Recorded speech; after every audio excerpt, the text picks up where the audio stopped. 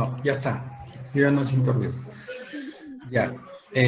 Decíamos que la teología tiene una relación muy estrecha con el didáscalos y didascalia.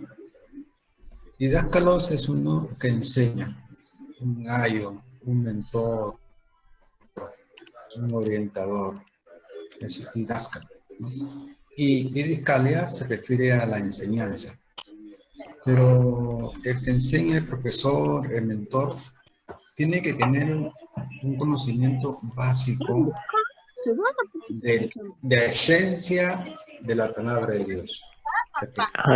Eso se llama teología. Teología. Hay interferencia porque parece que el hermano de Bagua tiene su familia al costado y se oyen los... Bueno, ya. Entonces, vamos a comenzar con los contextos bíblicos, ¿no? La Biblia sufre tres interpretaciones: literal, figurado y retórico. Se trata de que sí, la teología, ¿no?, interpreta la Biblia en esos tres contextos, ¿no? Pero también la interpreta en su contexto filológico. Cuando hablamos de contexto filológico, la filología es la ciencia que estudia las lenguas. En este caso, la filología bíblica, ustedes conocen, todos conocemos, ¿no? Tiene que ver con el arameo, el hebreo y el griego. Entonces, la teología también no solamente contempla el aspecto literal, figural, retórico de la Biblia, sino también su aspecto filológico. O sea, que interpreta de acuerdo a los modismos literarios y gramaticales de la lengua propia. Que cuando el profesor va a interpretar la Biblia, entonces tiene que no solamente identificar el contexto literal, figurado, retórico que encierra el texto, sino también tiene que interpretarlo en su idioma original. Si el pastor, el docente, el profesor va a hacer un comentario, una interpretación del Antiguo Testamento, pues tiene que ponerse un casco hebreo y arameo. Y si va a interpretar un texto del Nuevo Testamento, entonces, ¿qué casco se pone? ¿Qué casco se pone? Griego. El griego. El griego. Pues la teología tiene que ver mucho con la interpretación, ¿no? Y la teología es una ciencia que habla... ¿De qué habla la teología? A ver, pregunto a ustedes. El estudio de Dios, ¿no? Vaya, vaya, vaya. ¿De qué Dios? ¿De qué Dios? Teología está compuesta de dos voces griegas, teos y logos. Claro, ¿sí? En su significado literal, logos estudio y teos Dios. ¿Ya? ¿Ya? Teología es una palabra compuesta griega, ¿verdad? O Claro. sea, de la lengua griega, ¿no es cierto? Ya.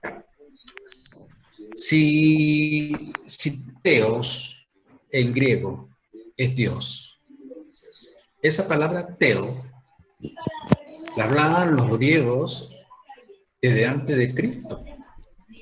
Y los griegos eran paganos. Los griegos tenían dioses mitológicos. Ustedes lo saben bien bien. Y cuando el griego decía teos, no se refería a Jehová los ejércitos, no se refería a Saturno, a Plutón, Vulcano, Júpiter, que era el dios de los griegos. Entonces, el concepto teología no solamente se concentra en el estudio de Dios verdadero, sino en un conjunto de dioses también. Que un buen teólogo no solamente domina los asuntos respectos a Dios, que están centrados en la palabra del Señor, sino que un buen teólogo también domina aspectos mitológicos, paganos e idolátricos de la gente que no conocía a Dios y que tienen sus dioses y tenían sus dioses. Por lo tanto, la teología no solamente encapsula, no solamente encierra lo referente a Dios, sino también al panteón mitológico, a los dioses paganos, etc. Ese concepto teología. Sí, cuando hablamos de teología, pues no vamos a hablar simplemente, claro que exclusivamente se habla de Dios, pero el concepto teológico, teología, encierra no solamente al Dios verdadero, sino también a otros dioses, ¿no? Recordando de que la palabra teo viene del griego. Y cuando el griego decía, el griego pagano decía teos, ¿de quién estaba hablando? Cuando un griego antes de Cristo decía teos, ¿de quién estaba hablando? Dioses. ¿De Jehová? Entonces, vamos entendiendo, ¿no? Inclusive se ¿Aló? podría decir que hablaba de sus emperadores. Claro, semidioses, pues eran semidioses, ¿no? No dioses, eran dioses, ¿no? Teos, teos, ¿no? La divinidad. César Augusto, ¿qué significa Augusto? ¿Qué significa César? Eso ya lo hemos estudiado en taller, ¿verdad? Que era una divinidad, era un teos en escala menor, era un semidios, un subteos. Bien, ahora, que la idea del teos, de la teología, que es el estudio de Dios, no solamente es en exclusiva para el estudio. Claro, se entiende porque somos cristianos y no nos interesa, entre comillas, ¿no? Verdades paganas, ¿no es cierto? Pero nos interesa estudiar, ¿no? ¿Quiénes inventaron los dioses? Los griegos. Satanás. ¿Y por qué lo inventaron? ¿Cómo fue que inventaron sus dioses? La Biblia decía, en el principio creó Dios, etc. Y el 1:26 dice, dijo Dios, hagamos al hombre conforme a nuestro Selén. ¿Se acuerdan qué es Selén? Imagen. Claro, pero ¿qué significa Selén? Proyección, sombrear. ¿Qué qué factores proyectó Dios sobre Adán? Emocionales, intelectuales, Actuales, espirituales. afectivo,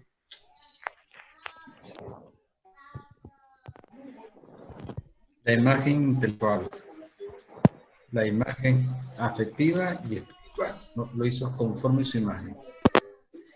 Y la imagen de Dios era una imagen pues, inteligente, amorosa, justa, honrada. Muy bien. Los griegos hicieron algo a la inversa. Mientras que Dios creó al hombre conforme a su imagen, santa, pura, etc., los griegos hicieron dioses conforme a sus propias concupiscencias, conforme a sus propios deseos carnales. Hay que era el dios del trago, del alcohol, etc. Encontramos al dios Marte, que era el dios de la violencia, del crimen, de la guerra. Encontramos a la diosa Afrodita, que era diosa de la prostitución. Encontramos al dios Baco, que era el dios del homosexualismo. Encontramos al dios Caco, que era dios del robo. Entonces, los griegos están haciendo sus dioses conforme a sus concupiscencias humanas. Es el origen de la mitología griega. Y por supuesto también la mitología grecorromana, porque es una fusión del panteón romano y el panteón griego.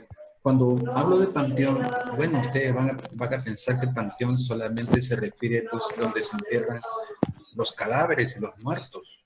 El panteón también es un término que se aplica para hablar de un conjunto de dioses mitológicos. Así que vamos a trabajar con la palabra panteón, pero no me van a relacionar el panteón con los muertos, ¿eh?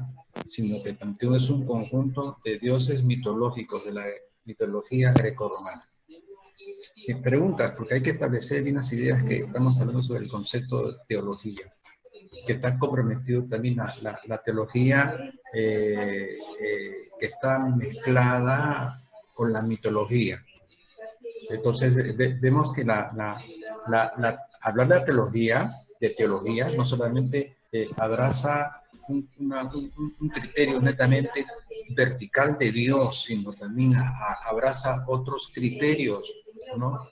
La teología en su carácter mitológico, teología mitológica, donde nacen, se crean los dioses, ¿no? Los dioses paganos, los dioses astrológicos, etcétera. Porque mayormente la cultura griega tenía una mitología basada en la astrología, la astrolatría, perdón. Astrología es el estudio de astros, pero astrolatría se refiere a dioses astros. Latría significa adoración. Entonces, la astrolatría, que era una adoración a los astros, que fueron ya constituidos como dioses. Y cada dios astro, como por ejemplo Marte, que era el dios de la guerra, dios de la violencia, ¿no? Dios del crimen, ¿no es cierto? Tenía su carácter y su particularidad. Entonces vemos que la teología, que es interesante conocer, sacar una radiografía profunda de lo que significa teología, ¿no? El concepto teos es Dios, que no solamente compromete a los verdaderos, sino también a los dioses de diferentes mitologías en el mundo entero. Bien, ahora, vamos porque de acá se desprenden ideas del tema que estamos discutiendo. Entonces, dentro del marco de la discusión que estamos haciendo en cuanto al concepto de teología, que realmente abraza hablar de Dios, del Dios de la Biblia, sino que también abraza hablar de otros dioses mitológicos, porque el concepto teos es griego, y el griego cuando se refería ante Cristo al teos, ¿a quién se refería? ¿A ver? ¿A quién se refería? A sus dioses astrológicos, ¿no? Marte, Mercurio, etcétera.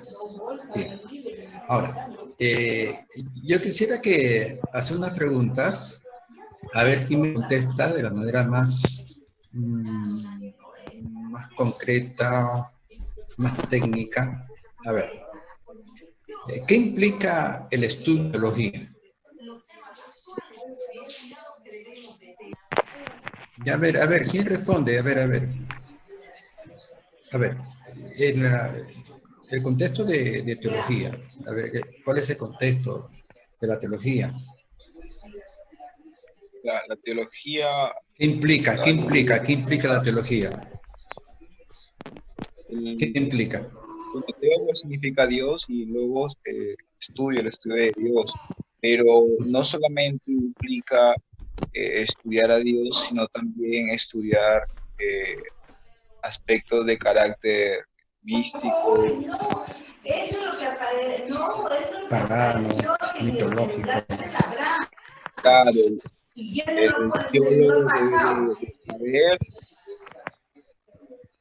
el teólogo debe de saber, todas estas cosas como para que también se pueda defender y tener buenos argumentos. No simplemente nos vamos a enfocar a estudiar de Dios, a enfocar a simplemente estudiar de cristianismo, sino de otros aspectos para tener conocimiento y podamos defender, ¿no? Tener un buen argumento.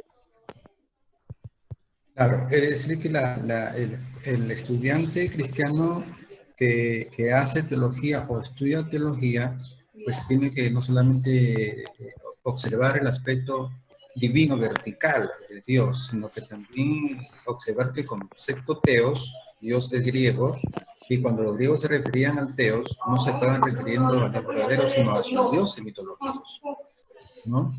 Entonces la teología no solamente abraza el estudio del Dios verdadero, sino un conjunto de dioses mitológicos, astrológicos. Bien,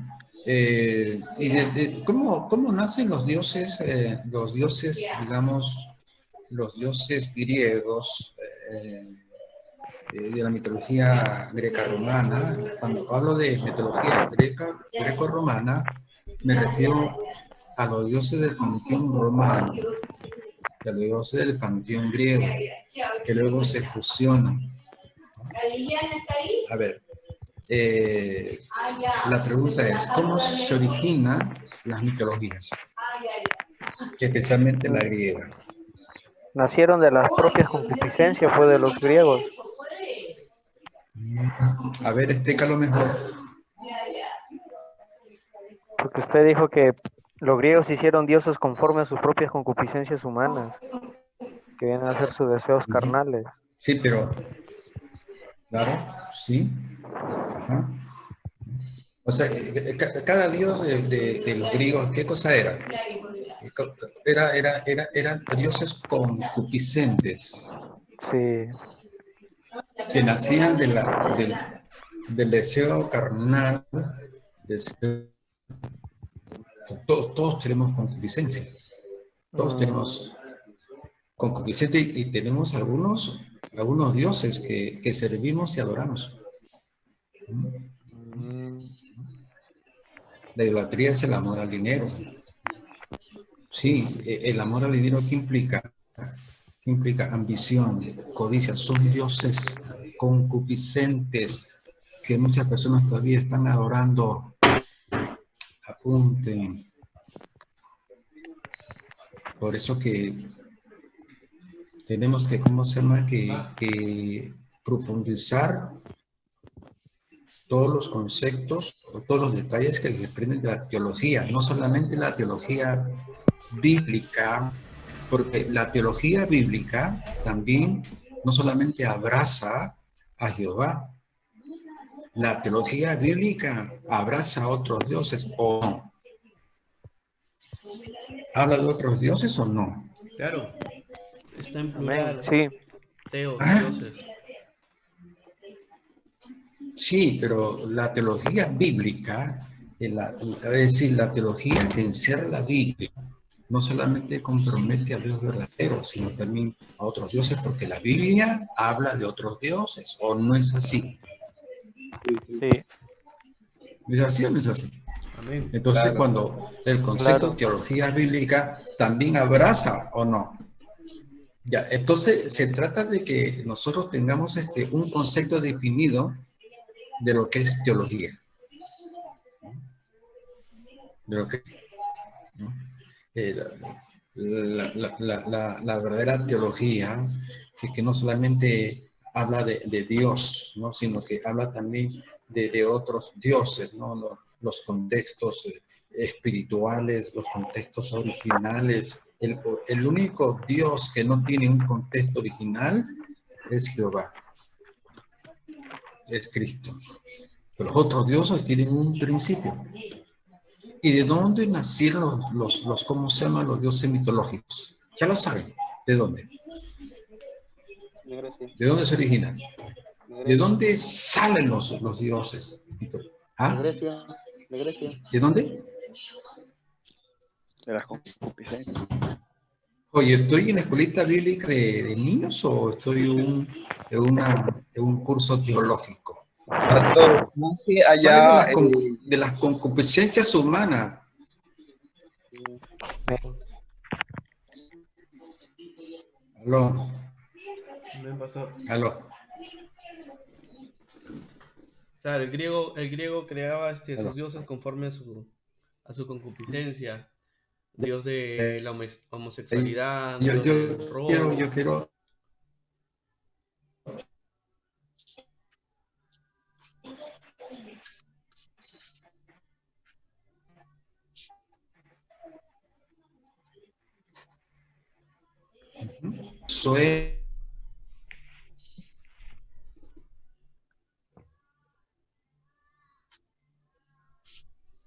Sueño, Morfeo, etcétera. Y otros dioses que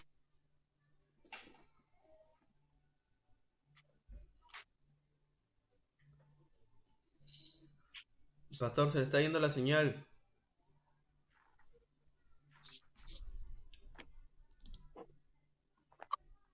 Pastor. Pastor. ¿Qué pasa, Abraham? Pastor. Pastor Abraham. ¿Aló? Sí, se le fue la señal, Sí, se fue el video. sí, ¿ya está? Ya, ahorita ya. ¿De eso a mí? Usted se fue el video, usted. El mío, pero Sí, ya lo tengo ya. ya ahorita sí. Listo. Ya. Ya. Entonces, digamos que los dioses también tenían otras características, ¿no? Por ejemplo, Eolo, un dios griego. ¿Recuerda qué representaba Eolo a los griegos? Si no me Teolo. ¿Quién equivoco, ha Dios del vino. conocido o ha leído de la fuerza eolítica? ¿La fuerza qué? Eolo es eolítica, energía eolítica. ¿Viene Energía viento? eólica, ¿no? La que hay por acá, pues, por ¿Ah? enlace que han puesto los... Pastor, Ya, Dios, ya, ya, Dios del viento. ese es el, claro que sí, ya has visto bien en tu, ¿cómo se llama? En tu celular. Es el dios del viento. Los griegos no solamente habían creado dioses conforme a sus concupiscencias, no, sino que también habían otros dioses que tenían otras connotaciones como Minerva, por ejemplo, diosa de la sabiduría. Y los dioses también tenían varias funciones. Apolo no solamente era un dios que representaba la homosexualidad, el sodomismo, sino que también era un dios que representaba la mensajería, el dios Apolo, como un mensajero. Minerva, diosa de la sabiduría, etcétera, ¿no? También tenían dioses un carácter, digamos, no promiscuo, sino de un carácter, digamos, más positivo, ¿no? Me gustaría hablar más ampliamente de la mitología grecorromana, pero creo que se va en otro curso, ¿no? Porque es interesante la mitología. A mí siempre me encantó. De niño yo compraba revistas o me regalaban revistas de mitología romana. Se llama Dioses Mitológicos. Me fascinaba, me fascinaba. Bien, ahora vamos a entrar entonces ahí, ya que hemos visto los conceptos de lo que complica o implica la teología, ¿no es cierto? Ya, una última pregunta quería para que se grabe bien el concepto teología. Ya, yo sé que algunos, algunos de ustedes se han enriquecido con estos conceptos, ¿no? Que esto no cambia, la enseñanza no cambia un pensamiento, una ideología. La enseñanza potencializa el conocimiento, potencializa la ideología. Entonces, ustedes conocían o conocen el concepto teología, lo que es una teología, pero ahora han enriquecido su concepto teológico, ¿o no es así? Amén. ¿No? Claro. Sí. Amén. Claro, se trata de ello, de que estas enseñanzas tratan de qué cosa, de conocer, explorar esferas, ambientes y dimensiones que nosotros no habíamos incursionado. Por ejemplo, ayer, ¿qué aprendimos ayer? La importancia de los capitales para conquistar una De los... visión. ¿O no es así? ¿No? Amén. A veces teníamos un concepto de capital a un conjunto o un número determinado de dinero, ¿no? O yo tengo mi capital, ¿no es cierto? Pero no, capital son valores que no tienen meramente un contexto oblativo, ¿no? Sino otros contextos, ¿no? De carácter intelectual, de carácter afectivo, emocional, de carácter espiritual, de integridad, que son capitales importantes ¿para qué? Para hacer eficaz la visión, construirla, edificarla, alcanzarla y fructificarla, porque la visión es fructífera, no es estática. En la visión no es una mentalidad conformista como ayer veíamos algunos pasajes de la Biblia. Entonces Lo que nosotros tenemos que, tienen que haber aquí lápiz y lapicero y papel, lápiz y papel, ¿para qué? Para que ustedes puedan las ideas, ojo acá. Cuando uno expone las ideas que la experiencia o que Dios da de honestos, pero esas ideas que uno expone salen ideas propias de ustedes. Se les prende la caperuza. Uy, ya me di cuenta y ¡pum! Apuntan ustedes. Es el de honesto que reciben esa idea. Y eso es la riqueza. Esa es la riqueza, ¿no? Pero si ustedes no apuntan nada, entonces, bueno, como esto está siendo grabado, pues tienen que ver, analizarlo y apuntar nuevamente, ¿no? Pero siempre se tiene que estar cazando. Cuando yo voy a la universidad, yo cacería. ¿Cómo es mi cacería? Este es mi lance y mi flecha, mi arco y mi flecha. Este es mi escopeta. Este es mi trabuco. Voy de cacería. Y cuando el expositor está que expone y ¡pum! Salta una idea, ¡plá! Acá la casé. O cuando el expositor está explicando algo, está compartiendo, cuando de ahí ¡bum! Me inspira una idea de lo que está en el ¡pum! Caso esa idea que se inspira en mí. Entonces, uno tiene que ser un cazador. Tienes que estar... ¿Qué cosa hacía Jesucristo no, Jesús, porque todavía no era Cristo, no era ungido todavía. Cuando tenía 12 años. Y entraba al templo. Se iba de cacería. 12 años. Y se iba de cacería. Cualquiera que entra al programa acá y dice, ese pastor está loco. Dice que Jesús cuando entraba al templo, entraba de cacería. Pero no está entendiendo que estamos hablando en otros contextos de profundidad. ¿Me dejo entender o no? Aló. Amén. Aló. Edgar, ¿por qué Jesús entraba de cacería al templo cuando tenía 12 años? ¿Por qué? Para aprender, para aprender. Porque oía y preguntaba. Para la visión que él tenía ya a futuro de su llamado. Él entraba para enriquecer su conocimiento. Él iba a enriquecerse. Él iba a tomar fotografía a la ideología, al criterio, al punto de vista, a la percepción de los doctores.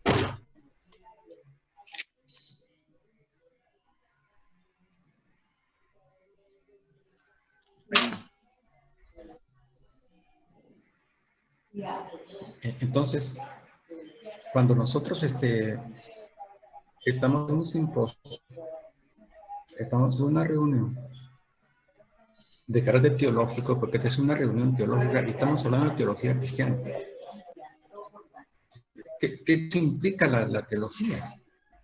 Ahí vemos un contexto fresco de la teología, ¿no? Que la teología es la exposición de una riqueza histórica, literaria, figurada y, porque son 3 puntos como cuando se estudia la palabra de Dios: literal, figurada y retórico. Entonces la teología en sí, que es una exposición sabia del consejo de Dios. Hacerla con propiedad. Dime. Es cierto, la palabra se estudia, como se dice, en el sentido literal, sentido figurado y retórico. No sé si nos podría dar un alcance en lo que implica el sentido retórico. Muy bien.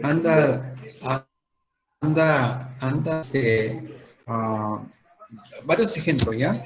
San Juan, la última parte, la última libro de San Juan, al último capítulo, y vas a Otra, algo interesante. Léete el capítulo 21, 23. Dice, este dicho se extendió entonces entre los hermanos, que aquel discípulo no moriría, pero Jesús no les dijo que no moriría, sino Estamos en el capítulo de San 21. Juan, capítulo 21, versículo 25, perdón. Ya, 25. dice, y hay también otras muchas cosas que hizo Jesús, las cuales no se escriben una por una.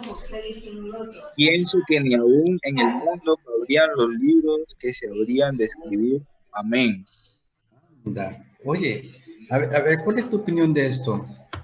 A ver, está diciendo, ¿no? De que él pensaba de que en el mundo no cabrían los libros que se habrían de escribir. Dice, y hay también muchas cosas que hizo Jesús, muchas acciones. Si se escribieran una por una, que en el mundo no cabrían, o sea que está hablando de las actitudes, las acciones, ¿no es cierto?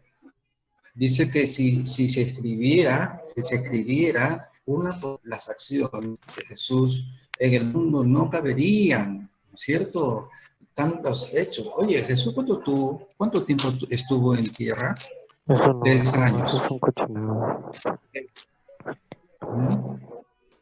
Ya, entonces, no es no está hablando en un sentido literal. Porque imagina si estuvo 3 años aquí en la Tierra, pone que hizo 10 horas diarias, ¿ya? 24, una hora por hora, ¿no? Y se amanecía, no dormía, 24 horas por día. Al año multiplicamos 665 por 24. Y ese resultado de 625 por 24 lo multiplicamos por 3, que son los 3. Ya, todos esos miles de obras alcanzarían, pues, en una biblioteca por lo menos de unos, digamos, 1.200 libros. Pero 1.200 libros no van a copar toda la superficie terrestre. Por lo tanto, lo que hemos leído no tiene un sentido literal, sino un sentido, a ver, un sentido. Figurado. Retórico. No, retórico, porque estamos en retórica. Entonces, la retórica tiene varios calificativos, varios principios. Entonces, el calificativo que le compete a este texto se llama hipérbole.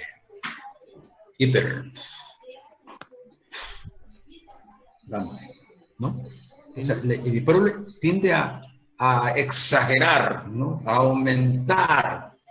No porque sea mentiroso ni fantasioso, sino que era una estrategia literaria para que se tome importancia del asunto. Pienso que, o sea que eran riquísimas, eran abundantes, eso es lo que quiere decir. No que eran sobreabundantes, no, sino eran abundantes. O sea, la hipérbole enfatiza una idea. Ahora, puede haber una hipérbole macra y una hipérbole micra. Lo macro es lo grande y lo micro es lo pequeño, de microbio, ¿no? Que puede ser una hipérbole que achica más el tamaño, como que agranda más el tamaño. Y Pablo dice, yo soy el más pequeño de los apóstoles. Una hipérbole. Donde Pablo era apóstol, pero con letras mayúsculas, sin despreciar a todos los demás. Entonces, es un hipérbole. Ahora vamos a Pastor, Lucas 3:22 sí, también. ¿Qué dice? A ver, Y el Espíritu Santo descendió sobre él en forma corporal como una paloma. Y vino una voz del cielo que decía, tú eres mi hijo amado. Ya. ¿Qué ves ahí? El símil, ¿cómo? Claro, símil, porque el indicativo símil, ¿ya? Porque indica cómo, habla de una similitud, o sea, es un símil. Pero cuando el indicativo se pierde, Entonces se convierte en una metáfora. Por ejemplo, el Espíritu Santo viene en forma como paloma, o sea que hace un símil, pero si dice el Espíritu Santo fue la paloma, fue la paloma, entonces está metaforizando, metaforiza el Espíritu Santo con una paloma, sería cuando se pierde el indicativo como se convierte en texto en una metáfora, ya, es una figura retórica. Por ejemplo, cuando dice que nosotros somos sal, está metaforizando la iglesia, que somos luz. Entonces la metáfora se aplica ¿para qué? Para ejemplarizar las características de uno y trasladarla a otro. El león de Judá es una metáfora que se aplica a Jesucristo. ¿Por qué león? ¿Cuáles son las características del león? La majestuosidad, la grandiosidad, la nobleza, ¿no? Esas son características, ¿no?, que se aplican a Jesús en la metáfora león de Judá. Ahora, vayamos a lo que está diciendo Lucas, capítulo 16.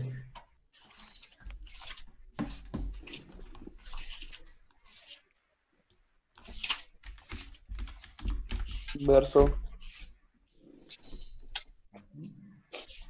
A ver, léete el versículo. A ver. Lucas, capítulo. Ya, léete el versículo 28, el 29, 28 y 29. Porque tengo 5 hermanos para que les testifique, porque no vengan ellos también a este lugar de tormento. Y Abraham le dice a Moisés y a los profetas tienen, óigalos. Ya, Edgar, tú que eres más arriesgado, explícame lo que está diciendo el versículo 29. A ver, léelo. ¿Sí? Y dijo Abraham, y Abraham le dijo a Moisés y a los profetas tienen, óigalo. Ujú. Muy bien. Dime, ¿qué entiendes tú del texto? No te escucho. No te escucho. No te escuchamos, ¿Aló? Edgar. Edgar, no te Edgar. escuchamos.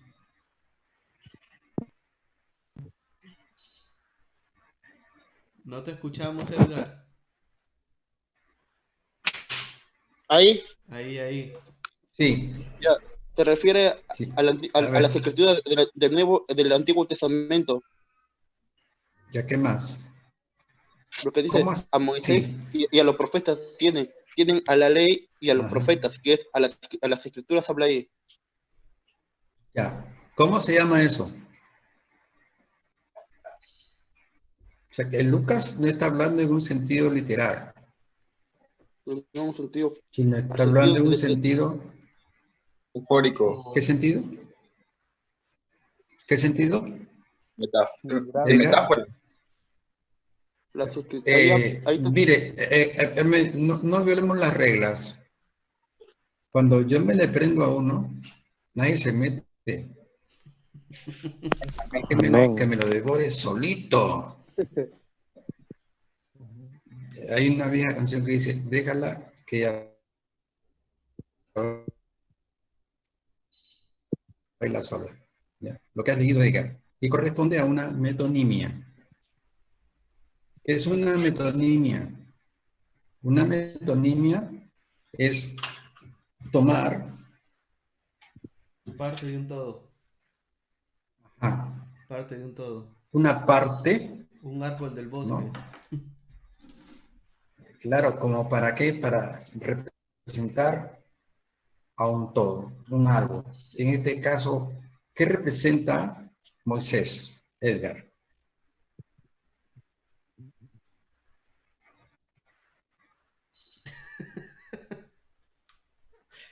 Te has juzgado en la mudanza. ¿Qué representa Moisés, Edgar? No se escucha, Edgar, ¿qué Edgar, no te representa escucho. Moisés? Edgar, no se escucha. No hagas trampa. Ahí, Ahí, ahí. Sí, sí. ¿Qué representa Moisés?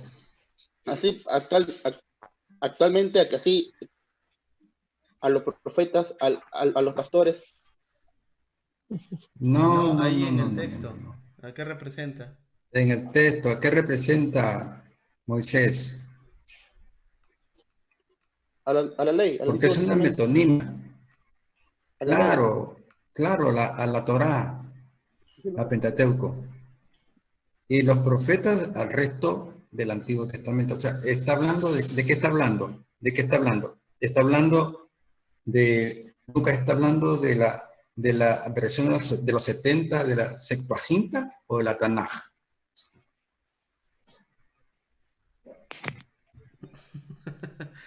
Edgar, no te escucho. No te escuchamos. De la Biblia hebrea, ahí, ¿Cuál Biblia hebrea? el- ¿Quinta o la la, Tanaj? la Tanaj. ¿Cuántos libros tenía la Tanaj? A ver, para acordarme. Tenía, ese sí lo he 24. estudiado. 20 Ah, 24 de la ya, otra. olvidadizo eres. Sí, no, justo como un varón me había estudiado porque yo tengo traducción en la Biblia donde habla de la Tanaj y la Septuaginta. Acá esta introducción en la Biblia, acá lo tengo yo. ¿Ya? ¿Cuántos versículos? Te- ya. La Tanaj tenía 24 libros, pero donde están insertos los 39 libros que tiene actualmente nuestra Biblia, el Nuevo Testamento. Ya. Ahí, Entonces, retrocediendo el rollo, el tema, estamos viendo ejemplos retóricos, ¿no? Eso se llaman tropos. Tropos. La figura retórica se llama tropos. La sinedotque, la prosopopeya, la hipérbole, la metáfora, el símil, se llaman tropos. Entonces, cuando lleguemos a un curso de tropología, entonces dice, ¿qué es tropología? Ya, son los elementos usados en la retórica, ¿no? Los tropos tienen diferentes nombres. Hay como 28 nombres en la topología, ¿no? Es un curso que más adelante probablemente estemos compartiendo. Bien. pastor, acá, por ejemplo, en otra versión bíblica Sí, lo puedo leer. Acá dice, pero Abraham le contestó. mejor, claro. A ¿Leo? ver, lee, Dice, habla, esa es, lee, esa sí, es sí.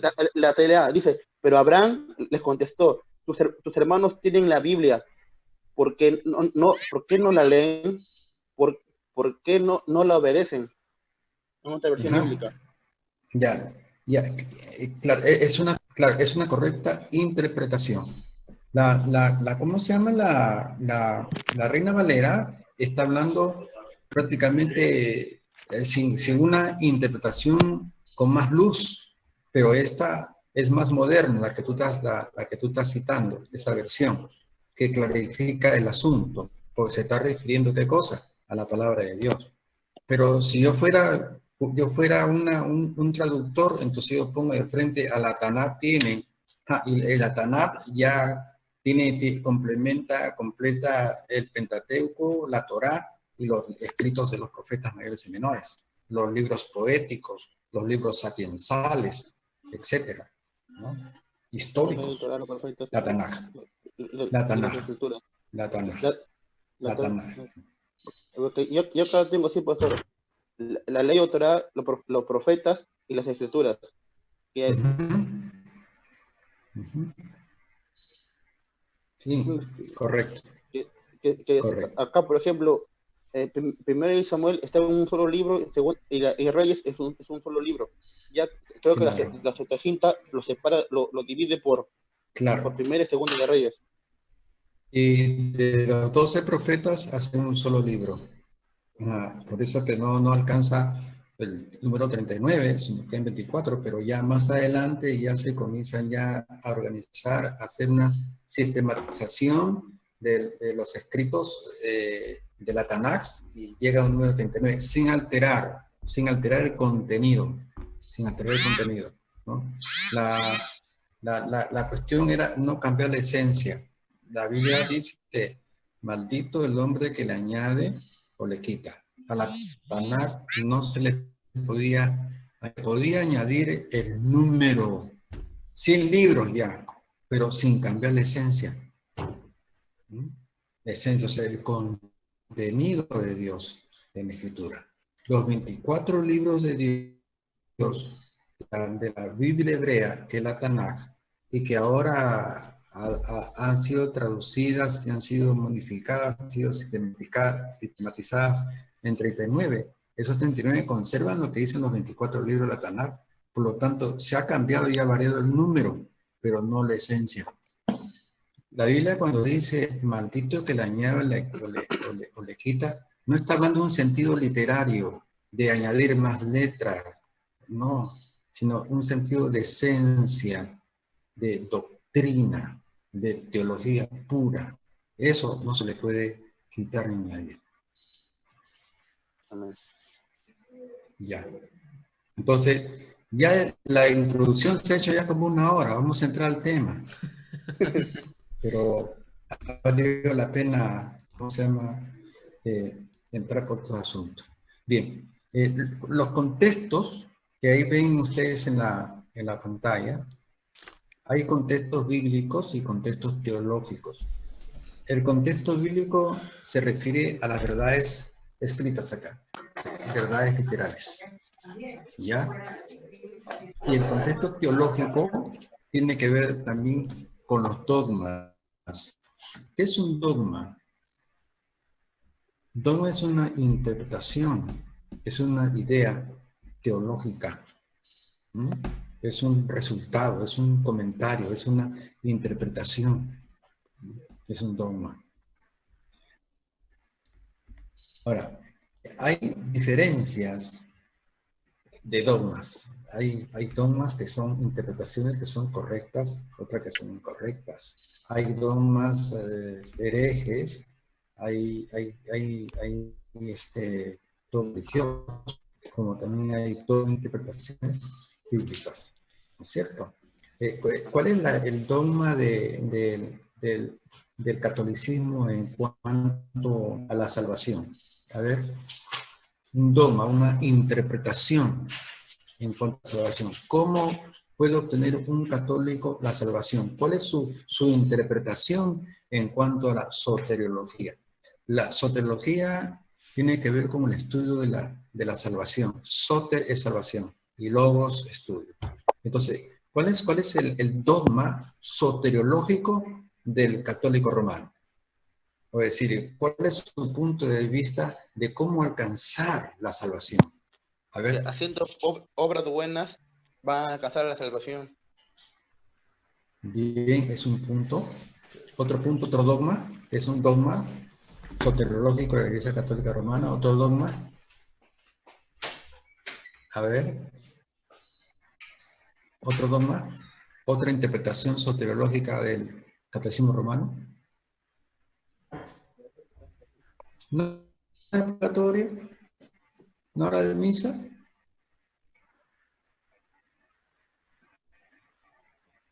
¿Qué dicen ellos?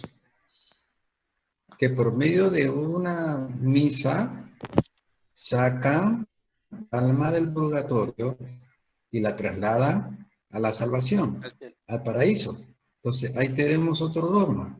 El dogma soteriológico, o sea, el criterio, el punto de vista, la percepción teológica que tiene el católico romano en cuanto a la salvación. ¿Cuál es el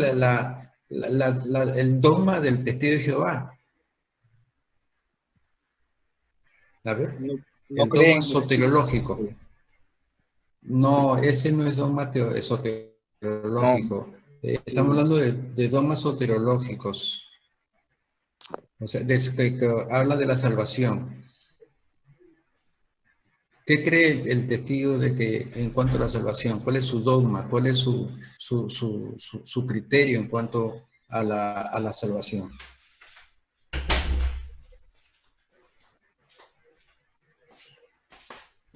No se te escucha, Edgar.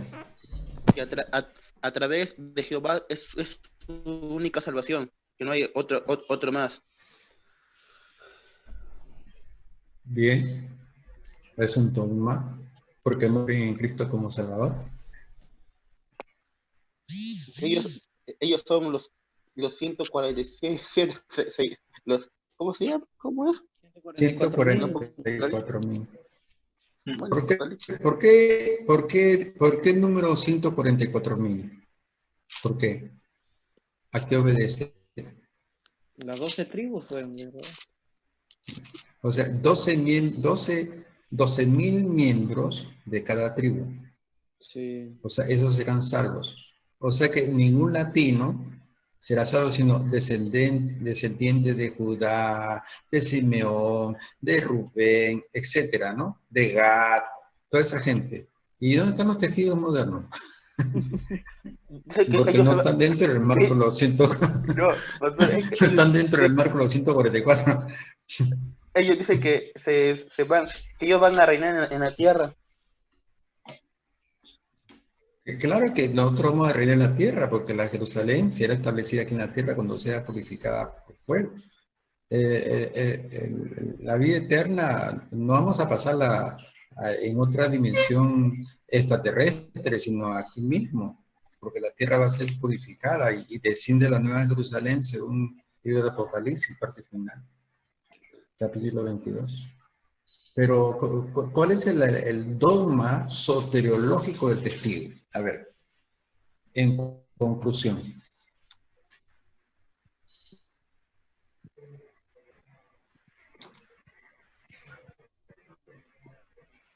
Si la soteriología habla de salvación, ¿cuál es el contexto o el antónimo de salvación? Perdición. Perdición. Entonces, el testigo en su dogma soteriológico dice que no hay juicio. Dice que no hay juicio. Ni infierno. O sea, exacto. Exacto. Exacto. Entonces, si no existe infierno ni juicio y Jesucristo muere para evitarnos el juicio y el infierno, están eliminando la acción expiatoria de Jesucristo. Porque ellos no creen que Jesucristo es Dios. No creen que Vaya, qué bueno. Espera, déjame apuntarlo con rojo. Ya. Ya, continúa. Ya, sigamos con el dogma soteriológico de Testigo de Jehová. Tiene que creer en su profeta. ¿Quién es su profeta? Smith. ¿Qué? Smith, no, Smith no son de los, ¿cómo se llama? De los Mormones. mormón. No, es no, es una mujer.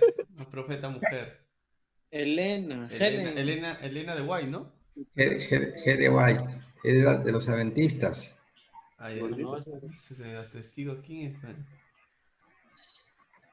Rus, no sé cuál es el nombre. Rus, North, Rus, todos esos fundadores de Testigos de Jehová. Que en el curso de apologética hay que memorizar todos esos, Sí. fundadores de esas sectas. Yo acá lo tengo. Fuera físico estoy ahí. Ya, entonces nosotros estamos observando pues los dogmas soteriológicos de diferentes movimientos religiosos y también sectarios, ¿no es cierto? Porque eso es parte de la teología también. Entonces la teología estudia los dogmas soteriológicos. ¿Qué piensa el budismo la salvación? ¿Qué piensa el islamismo de la salvación? ¿Qué piensa el adventista, el mormón, el estilo de salvación? O sea, que son dogmas de carácter soteriológicos, ¿no es cierto? Y la teología enseña eso.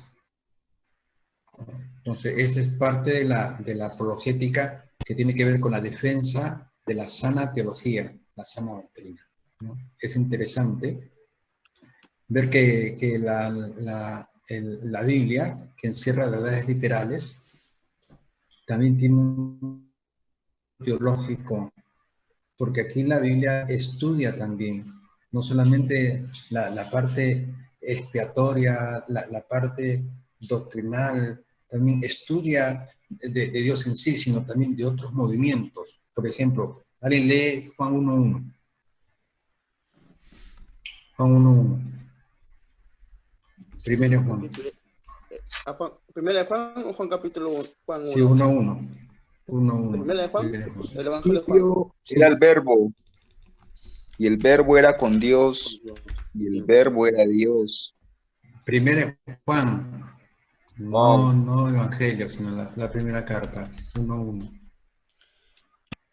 Lo que era desde el principio, lo que hemos oído, lo que hemos visto con nuestros ojos, lo que hemos mirado y palparon nuestras manos tocante al verbo de vida, porque la vida fue Ya, manifestada. y ahí está viendo más, solamente el verso 1. A ver, lee de nuevo. Lo que era desde el principio, lo que hemos oído, lo que hemos visto con nuestros 1, ojos, 2, lo que hemos mirado y palparon nuestras manos 3. tocante al verbo de vida. Bien. Ajá, ahí habla tocante a Cristo, habla unas actitudes táctiles, visuales y Pastor, auditivas. Pero déjame la idea. ¿Cómo? ¿visto y mirado no es lo mismo? Es lo mismo, son sinónimos. Por eso que dije 1, 2, 3, ¿no? Nosotros hemos oído sistema auditivo, hemos visto sistema visual, hemos palpado táctil, referente a Cristo. ¿Cuál es la idea que presenta aquí Juan? ¿Cuál es la intención? ¿Cuál es su dogma?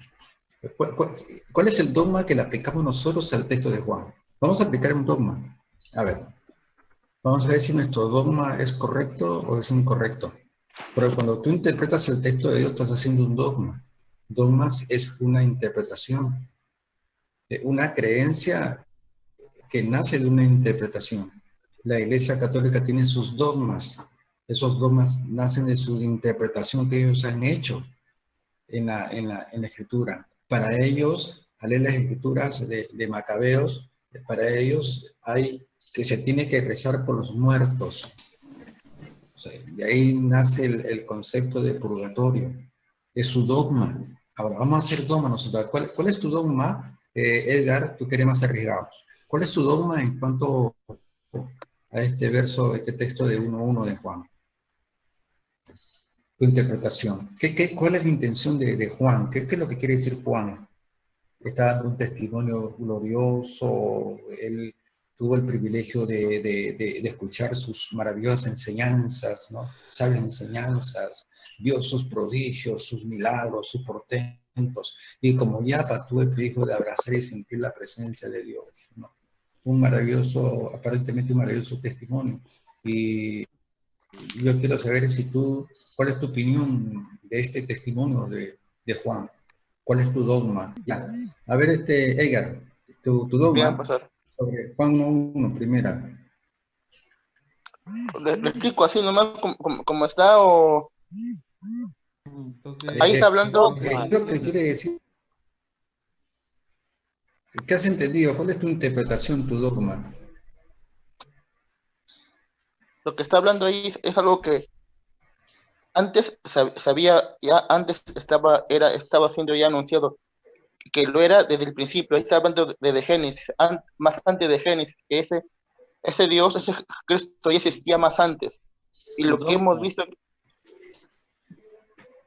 No le explico, así nomás. Lo que es el principio. ¿Aló? Dígame, pastor. Sigue. Entonces, lo que era desde el principio, lo que era antes del Génesis, que es ese, lo que hemos oído, que habla de Cristo, hablaba de Cristo, lo que hemos visto que se hizo carne, se hizo hombre. Y lo que hemos contemplado que palparon, tocaron sus manos, era aquel que iba a venir, Cristo, el Salvador. Ya, ya, ese es tu dogma, ¿no? Tu interpretación. A ver, mozo, Diga, pastor. mozo, ¿cuál es tu dogma? De 1 Juan 1:1. Aquí lo que habla son las experiencias personales que tuvo, ¿no? Como hemos visto, una experiencia visual, auditiva y una experiencia pues cuando palparon nuestras manos, dice la palabra. O sea que está dando un testimonio de gloria, ¿no? Como tuve el privilegio de escuchar sus maravillosas prédicas, de ver sus milagros, cómo levantaba muertos, etcétera. Y tuve el privilegio de abrazarlos, sentirlos, ¿no? Claro. Algo Y parecido así. Bien. Tu dogma. Bien. Job, ¿cuál es tu dogma?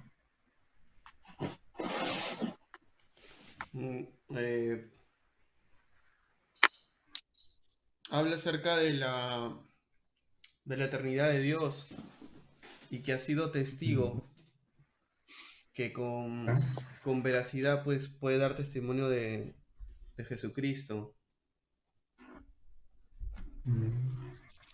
Bien, ya. La teología que se aplica a este texto, ¿no? Cómo interpreta la teología correctamente, es que la teología estudia los contextos históricos. Pregunta qué, por qué, cómo, cuándo. ¿Por qué está hablando así Juan? ¿Cuál es el propósito de decir que él tuvo el privilegio de ver y de oírle y de tocarlo? Que tan importante era el testimonio, un testimonio ocular de Jesús que ha visto sus maravillas, un testimonio auditivo que escuchó su enseñanza, y un testimonio táctil de haberlo tocado. Eso no le interesaba a Juan. Juan está escribiendo con otro contexto, porque haciendo análisis histórico, la carta tiene un contexto apologético de defensa, no de testimonio, porque antiguamente en ese tiempo de Juan se movió una secta llamada los docetistas. Docetistas viene de doqueo, y doqueo significa apariencia.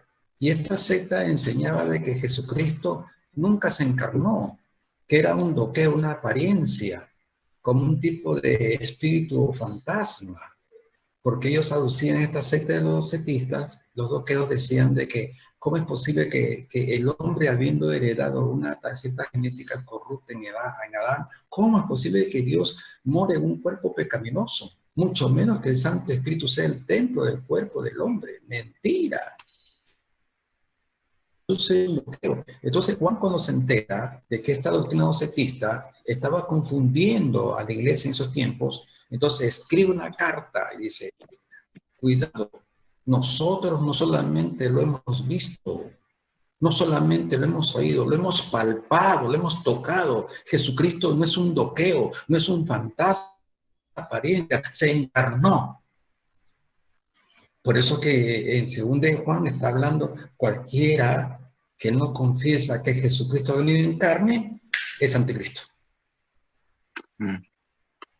Entonces el dogma de ustedes es un dogma aceptable, es un dogma aceptable, pero no es un dogma histórico. O sea que no, ustedes están interpretando una interpretación sana a su manera, pero no a la realidad. ¿Me dejo entender? amén. Eso es teología. La teología se encarga del estudio, del análisis. La teología se pregunta qué, quién, por qué, cómo, dónde, cuándo. Yo tengo que ver por qué Juan dijo esto, por qué Pedro escribió esto, a quién lo escribió, por qué lo escribió, cuál es el propósito de este consejo, ¿Cuál es el propósito de esta advertencia? Esa es teología. Esa es teología. La teología habla de Dios, habla de la palabra de Dios, pero habla en sus contextos históricos, en sus contextos retóricos, en sus contextos lingüísticos. Eso es teología para una interpretación, para sacar un buen dogma. ¿Aló? Pastor, ¿Aló? hola, hola. Dime. Sí. En este caso, como decía el libro de Juan, que no todo está escrito ahí en la palabra de Dios. Y nosotros, para poder entrar a profundidad en un estudio teológico, también podemos acudir a lo que es la historia para poder entender, comprender bien la situación en que estaba pasando en ese momento, ¿no? Porque como usted dice, Claro. en Juan capítulo 1, o sea, directamente Juan se va y dice que tuvo una experiencia directa e indirecta con Dios al oír, al verlo, al palparlo, ¿no? Y usted nos ha contado aquí. ¿Cuál es claro, ¿cuál es la parte más importante? ¿Cuál es la letra más importante? ¿El oír, el ver o el palpar? ¿Cuál es la más importante? Palpar, creo yo. Ah, claro, solamente fue un relleno, no nos hemos visto y oído, como diciendo nosotros hemos conocido, lo hemos visto en vivo y en directo, lo hemos oído y lo hemos palpado. La palabra clave es el palpar, porque con el palpar está demostrando de que no era un doqueo Jesús, que no era una apariencia ni fantasma, que ellos lo palparon para contrarrestar la herejía de los docetistas. Por lo tanto, el texto de Juan tiene un contexto apologético que tiene que ver con la defensa de la sana doctrina. Amén. Ahora, la teología es sabia. La teología implica análisis. La teología implica cultura, conocer el aspecto cultural. Yo he estudiado 4 años etnografía en la universidad. ¿Qué es la etnografía? La etnografía es la ciencia del estudio de las costumbres, el folclore, las tradiciones de los pueblos. Yo he tenido que hemos trabajado la etnografía de 7 naciones que se fundaban sobre el pensamiento judío y que pudrieron el pensamiento judío. La cultura de los egipcios, de los sirios, asirios, babilonios, persas, griegos y romanos. Griegos, no, déjame apuntar. Entonces, todas esas siete culturas tenían sus tradiciones y sus costumbres.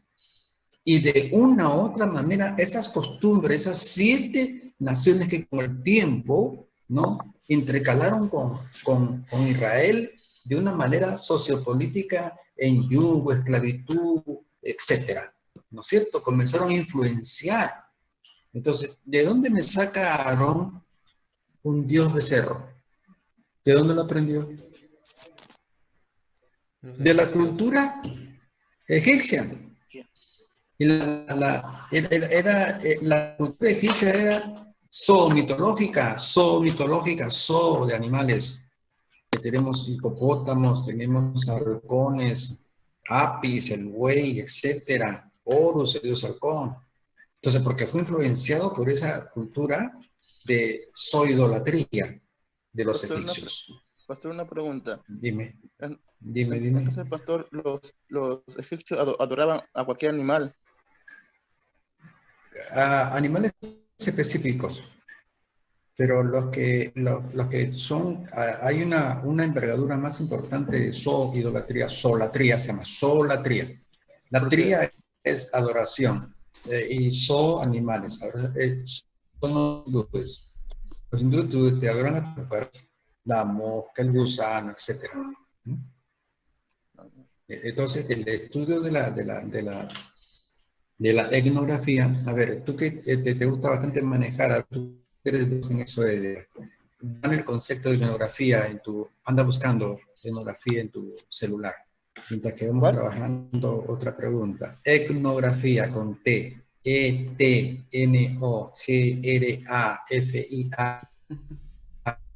Etnografía con T. Etno. Ayer, ¿qué dice? Dice, es una técnica de investigación social que estudia de manera sistemática la cultura de diversos grupos humanos. En un principio, esta técnica se utilizó para analizar a las comunidades. Ya es. Aló. Sí. Ya. Entonces, vemos de que la teología implica, la teología implica, tiene un contexto etnográfico, lingüístico, cultura, etcétera. Vamos identificando todos los pormenores de la teología. Es el estudio sobre las cosas y también de los dioses, ¿no? La historia, la cultura, etcétera, ¿no? Para llegar a hacer una buena exégesis o extraer un buen dogma. Porque las interpretaciones, hay dogmas humanos como la de ustedes, que no es pecado, sino que es una interpretación humana, pero hay dogmas históricos, dogmas bíblicos, ¿no? que son el fruto, resultado de un estudio, de un análisis cultural, lingüístico, retórico, que son los análisis, los instrumentos que usa la teología para sacar un pensamiento que se acerque al pensamiento de Dios. Entonces, nosotros tenemos que tener cuidado, ¿no? Yo, Juan 1.1, yo lo puedo interpretar de una manera cultural, en su contexto figurado, y ahora lo voy a dar un contexto figurado, como ustedes han dado un contexto casi figurado. ¿Por qué? Porque ustedes han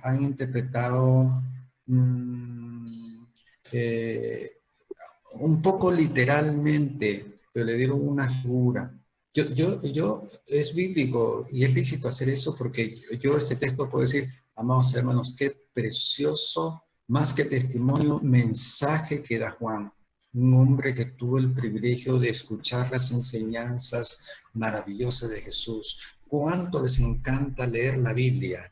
¿Cuánto les encanta la cristología? ¿Cuánto están interesados en conocer la vida de Jesús como Juan, que se maravillaba escuchando la enseñanza y la vida de Jesús? Y sobre todo que él escuchaba y veía sus portentos, sus maravillas. ¿Cuántos han experimentado la gloria de Dios en sus vidas? ¿Cuántos han sentido la presencia de Dios como la sentía Juan? Entonces, yo estoy haciendo una aplicación que es legal y que es bíblica. Estoy interpretando la palabra de una manera que puedo tener un sustento bíblico, pero eso no significa de que yo haya interpretado correctamente, históricamente, lo que Dios quiere que yo enseñe.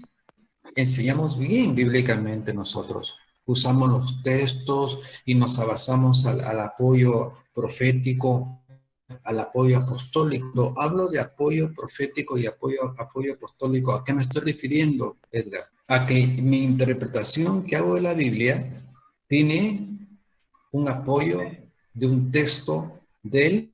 ¿No? Ya, cuando yo busco un apoyo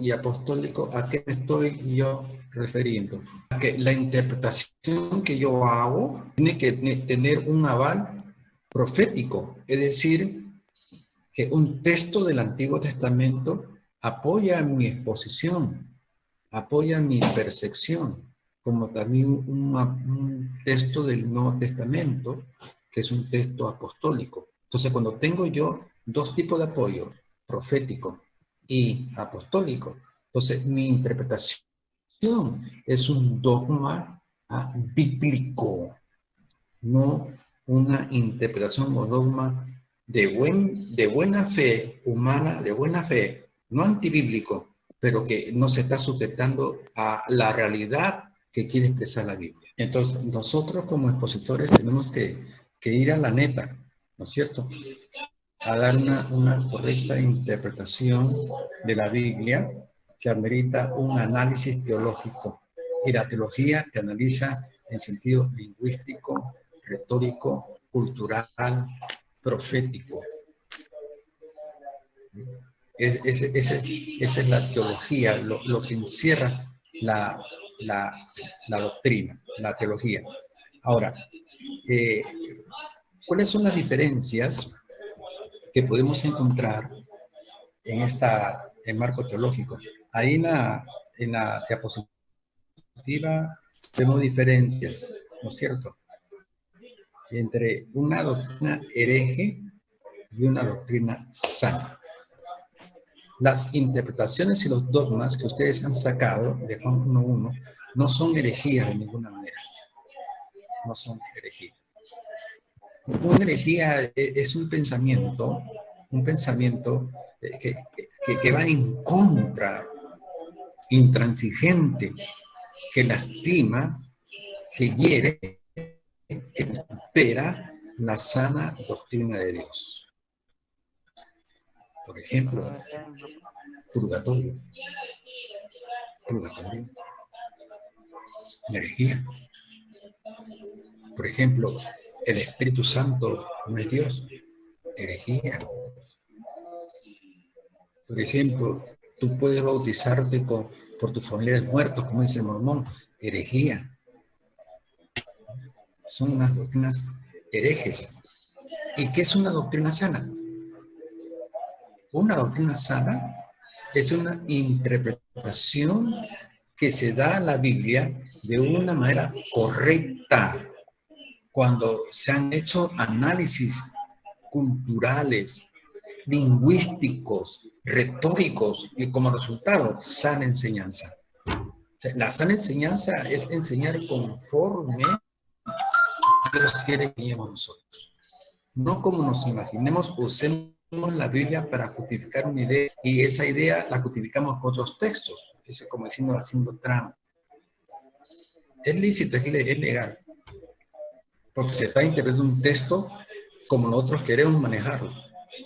Nos subimos al micro de texto y nosotros no dejamos que el Espíritu Santo lo guíe, sino nosotros vamos a nuestra manera. No sé si me dejo entender. Ya. Entonces, la concepción de la palabra de Dios, de aquí, como vemos ahí en el cuadro, en la diapositiva, se conceptúa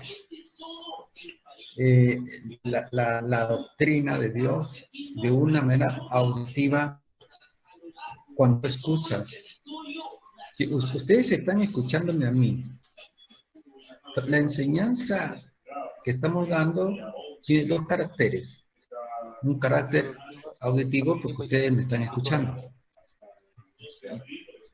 Y visual porque están mirando el proyector. Entonces, la enseñanza es didáctica, ¿por qué? Porque se está trabajando el sistema auditivo y se está trabajando el sistema visual. Y este sistema visual sirve para memorizar los puntos que se están hablando y seguir un orden. Hay que hacerlo todo con orden. Bien, entonces en la concepción auditiva, ustedes están viendo teología de una manera auditiva. Y yo trato de lo que ustedes están recibiendo sea doctrina sana. ¿Qué es doctrina sana? Ya lo dije más antes. A ver, de repente alguien ha puesto su apunte, un concepto de lo que es doctrina sana, una interpretación correcta, que implica análisis etnográficos, culturales, lingüísticos, retóricos, etc. Entonces, ¿qué es doctrina sana? A ver. Es cuando las enseñanzas que se dan están bajo los parámetros bíblicos, no se sale, no tiene ninguna indiferencia, ningún distanciamiento, ni particularidad, sino que La interpretación. Está en su contexto histórico, ¿no? ¿No? Claro, Como se la quiso, interpretación. como en ese tiempo, qué es lo que se quería decir y hacer, ¿no es cierto? ¿No? Claro, hacer doctrina sana no solamente es repetir un texto No, y claro, decir, mira, es profética y apostólica. ya. Entonces hay un concepto de lo que significa una sana, ¿no? Que no es una repetición de un texto, sino la interpretación correcta de un texto. Yo puedo decir, mira, yo te estoy hablando conforme a la palabra de Dios, porque mira, estoy leyendo lo que dice, la Biblia dice esto, aquí dice esto, está bien, pero doctrina sana es la interpretación correcta de ese buen texto que tú estás leyendo y presentando. Pastor, una pregunta. ¿Se puede decir también, pastor, doctrina sana, cuando la palabra, cuando uno lee un texto, está, ¿cómo se puede decir? Que abarca lo que es biografía y, ¿cómo se llama, pastor? ¿El otro? A través, también a través de la historia que la misma palabra, la misma historia afirma de la palabra. ¿Dónde sucedió todo eso? Claro, contexto histórico, pues, ¿no? ¿No? ¿Quién lo dijo? ¿Por qué lo dijo? ¿Cuándo lo dijo? ¿Qué dijo? Es importante el qué dijo, qué dijo, qué dijo, qué dijo. Entonces cuando hemos leído 1 Juan 1:1, nos preguntamos, ¿qué ha dicho? ¿O qué está diciendo Juan? Ah, ya, yo creo, tú crees. Yo creo que está dando un testimonio de cómo él habla del origen. Nosotros hemos conocido del Génesis, que por acá. ¿No? Esa es tu interpretación. Yo quiero saber qué dijo, cuál es la neta. Y una vez que descubro qué dijo, segunda pregunta, ¿por qué lo dijo? Y tercera, ¿a quién lo dijo? Y cuarto, ¿cómo lo dijo? Teología.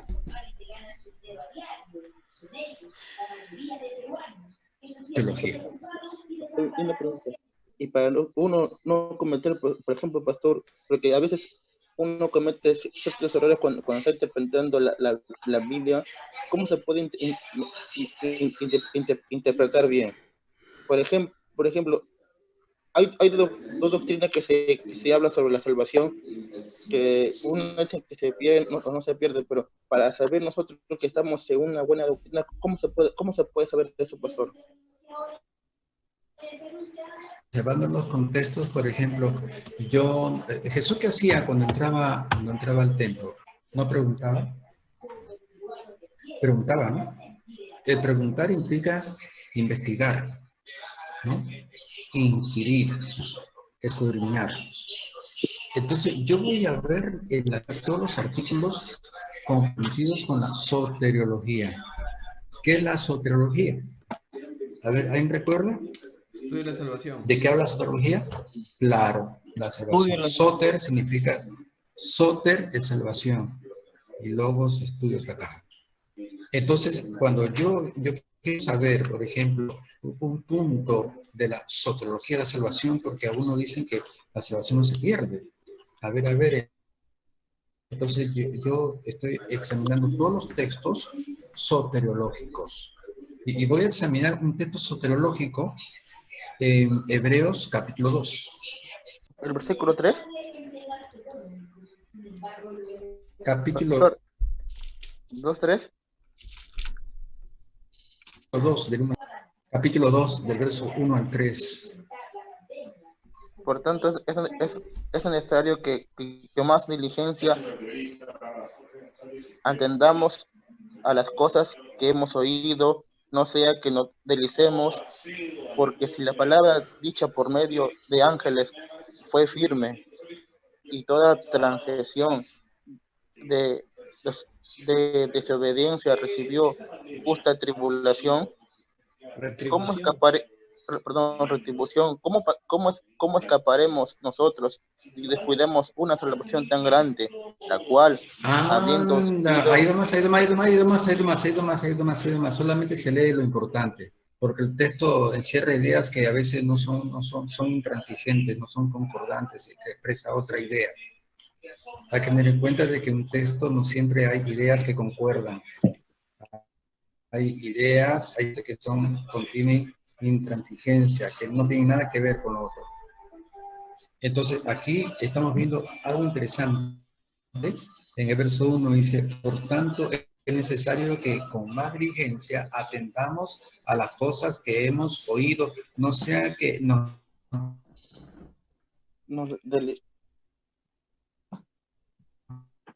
deslicemos.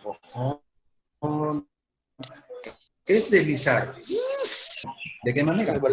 Dice, ¿cómo no se puede descuidar de Dios? Por lo tanto, la salvación, yo pregunto, hago una pregunta. ¿Judas fue un apóstol? Claro que fue. Claro. ¿Judas fue llamado? Claro. Sí. Claro que sí. Fue escogido, ¿no es cierto? Y Dios lo ungió como apóstol, ¿verdad? Judas estaba destinado para la salvación. Pero yo pregunto, ¿Judas es salvo? No. Judas está... claro, ¿por qué no es salvo? Porque la perdió. ¿O no es así? Porque se mató, porque él mismo se mató. Entonces, sí, entonces, si la salvación no se pierde, entonces Judas es salvo. Entonces, Caín es salvo. ¿Qué pasa entonces con esa teología de ese pensamiento, ese dogma hereje de que la salvación no se salva? Si la salvación no se pierde, ¿qué rayos hago acá con ustedes perdiendo mi tiempo?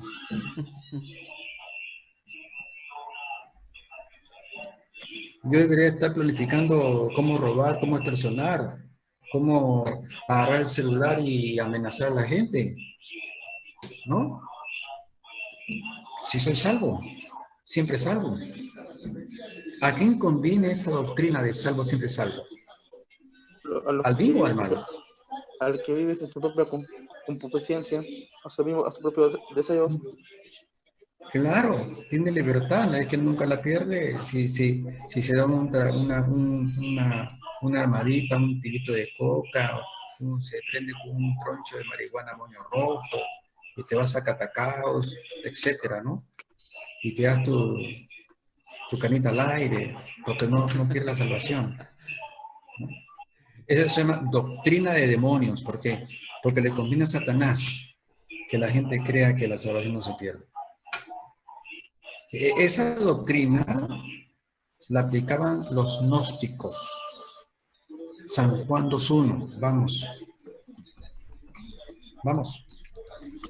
La primera carta de Juan es una carta netamente apologética, primera de Juan 2.1. Primera de Juan.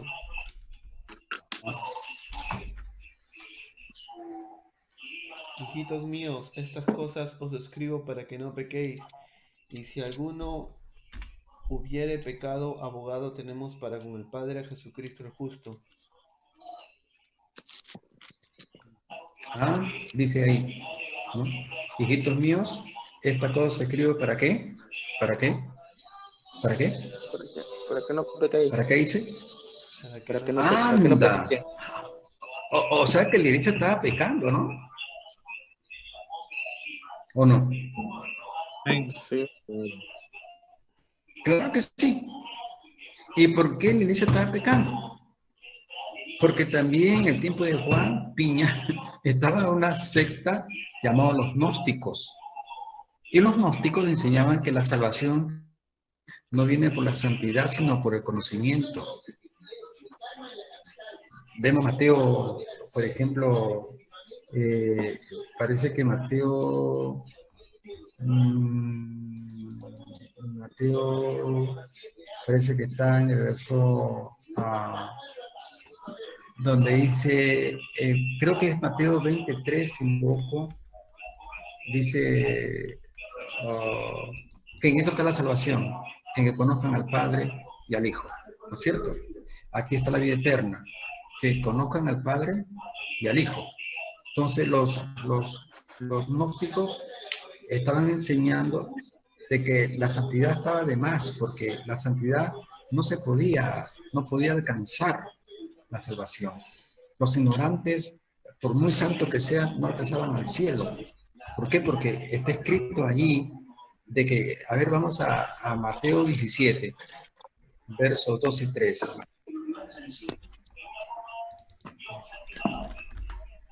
Mateo 17. ¿Sí? Y se transfiguró delante de ellos y resplandeció su rostro como el sol. No es esa. A ver Mateo.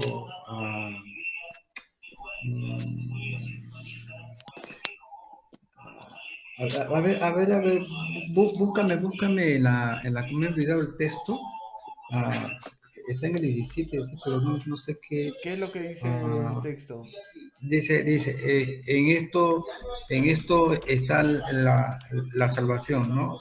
La salvación en que conozcan al Padre y al Hijo. Sí. En La esto vida consiste la vida eterna. eterna. Ah, sí, en esto consiste la vida Y esta eterna. es la vida eterna, que te conozcan a ti, el único Ajá. Dios verdadero. Sí. Juan ¿Dónde está eso? 17:3. Juan 17:3. Juan 17:3, sí. 17:3, sí, ahí leo. Y esta es la vida eterna, que te conozcan a ti, el único Dios verdadero, y a Jesucristo, a quien has enviado. Ya, entonces, mira, el gnóstico estaba diciendo que la vida eterna, o sea que el gnóstico ha escuchado en la tradición oral, porque en Juan, en esos tiempos, todavía no estaba la escritura, la escritura de los evangelios han hecho después de 60, 70, 80, 90 años de la era cristiana. Por lo tanto, ahí se desarrollaba el testimonio oral, ¿no? Un evangelio oral de los dichos y hechos de Jesucristo que después tenían que escribirse en los 4 evangelios que conocemos. Entonces, ellos habían escuchado esa tradición oral de que la vida eterna se fundamentaba en el conocimiento del Padre y del Hijo. Entonces, ya, hay más. Solamente me interesa lo que dice, hijito mío, esta cosa escribo para que no pequéis. Porque estaban pecando. ¿Por qué estaban pecando? Ya conocemos la historia. Ya conocemos ya una parte histórica de la soteriología. O sea, la salvación en diferentes puntos de vista, diferentes criterios, como la salvación como el criterio del dogma que tiene la Iglesia Católica, el testigo, etc. Pero acá los gnósticos tenían un dogma muy especial en cuanto a la salvación. Para ellos la salvación, ¿en qué radicaba? ¿En la santidad o el conocimiento? Conocimiento. Ajá, pues gnóstico, viene de gnosis en griego, que significa conocimiento. Gnóstico. Entonces el pueblo estaba pecando porque había asuntado la doctrina de los gnósticos, que no era necesaria la santidad, sino el conocimiento de Dios. Entonces Juan en la misma carta le dice esto, leamos lo que dice el versículo 3 al 5, ahí capítulo 2, de 3 al 5. Y en esto sabemos Primero que Juan. nosotros le conocemos, si guardamos sus mandamientos. ¿Desde cuál título? Ya, ajá, sí, sigue. El que dice yo cuando le conozco y no guarda sus mandamientos, el tal es mentiroso y la verdad no está en él. ¿te das cuenta? Pero el que Mira guarda, lo que dice, sí, pero pero el el que que guarda guarda qué. su palabra, en este verdaderamente el amor de Dios se ha perfeccionado. Por esto sabemos que Eso que somos sabemos que de todo. él. Claro, Entonces, está hablando claramente lo que está diciendo, ¿no es cierto? Que el que dice, yo le conozco y no guarda sus mandamientos, ojo, el tal es mentiroso. Porque los gnósticos vivían una vida mundana. Decían, yo lo conozco, significa comunión, se llama intimidad. En hebreo y griego, conocer es intimar. Entonces, cuando leemos nosotros de Juan 17:3, en esta está la vida eterna, en que conozcamos, tengamos comunión íntima con el Padre y con el Hijo. A eso se refiere. A eso se refiere, ¿no? Estamos aplicando la etimología. A ver, para cerrar, porque ahí terminamos ya. Juan 17:3.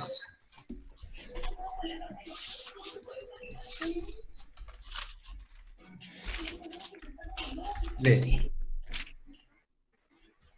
Y esta es la vida eterna, que te conozcan a ti, el único Dios verdadero, y a Jesucristo, a quien has enviado. Ya. Dice que la vida eterna está en el conocer al Padre y al Hijo, ¿verdad o no? Pero el conocer no en un contexto literario, doctrinal, sino la palabra conocer viene del griego al hebreo, que significa intimar. Es una comunión íntima. Y Adán conoció a Eva. Se tuvo intimidad, pero no una intimidad física. Y el conocer abraza dos contextos de una comunión carnal en un matrimonio y una comunión espiritual con Dios. Conocer. Por eso que Mateo 7:21 dice, apartados de mí, malditos, nunca os conocí. O sea, nunca tuve una comunión íntima. Porque si entendemos nunca os conocí, ¿cómo no puede conocer algo el Dios omnisciente que lo sabe y lo conoce todo?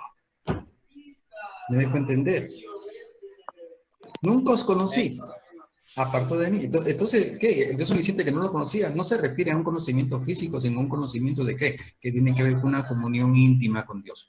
Entonces, cuando Juan está escribiendo, está hablando y diciendo que aquí está la vida eterna, en que tengamos comunión con el Padre y con el Hijo. Entonces, el estudiar el origen de la palabra filología nos ayuda a encontrar una correcta interpretación de la palabra de Dios. Y la historia también. Eso es teología. ¿Se dan cuenta? Entonces ahora tienen un rasgo, tienen una idea, un concepto de lo que implica teología. Amén. Entonces tenemos que hacer teología. Pero para hacer teología hay que aprender teología. De los contextos, lo que implica la teología como hoy estamos estudiando. Es como decir, Mañana pastor, continuamos con teología. pastor, Amén, pastor. Abraham, Sí. es como decir, ver dime. la historia y ver por qué fue escrito. Ah, claro, déjame contarlo, repite. Me pasó una pregunta. Es que muchos hacen esto. Por ejemplo, un ejemplo, muchos se van, Armando Dusin dijo esto, entonces esto es verdad. Pero no se van al contexto que es, ¿sí o no, pastor? Claro, la historia dice esto. Claro, la historia dice esto, la lingüística dice esto, la cultura dice esto. Eso. Muchos no es lo que dice. Ahora, uno tiene que tener un espíritu verano. Los de Berea escuchaban a Pablo y a Silas y no decían amén, ni saltaban como locos diciendo aleluya. No, ellos iban a dónde? La escritura. Acá. Para ver. Dusin es excelente, es un profesional de la predicación, es un hombre culto que se prepara, que analiza la química, la astronomía, se mete porque sabe que cuando él predica, instruye, ilustra. Entonces, las prédicas de Dusin son maestrías, son una enseñanza no cualquiera, no ordinaria, porque encierra doctrina, encierra cultura, encierra historia, encierra puntos contemporáneos, encierra ciencia, se prepara bien, pero como ser humano también tiene unas metidas de patas, pero terribles. Por eso Pablo dijo, examina todo y retén lo bueno. Hay que ver, como usted dijo, hay que ver en qué momento fue escrito todo eso. Estamos aprendiendo cada día más. ¿Quién lo dijo? Pues, ¿cómo lo dijo? ¿Por qué lo dijo? ¿Qué dijo? ¿Y a quién se lo dijo? Bueno, muchachos, gracias por soportarme. Gracias a usted, Dios profesor. lo bendiga, que descanse. Buenas enseñanzas. Gracias. Nos vemos. Chao. Le prepara su diploma, Edgar.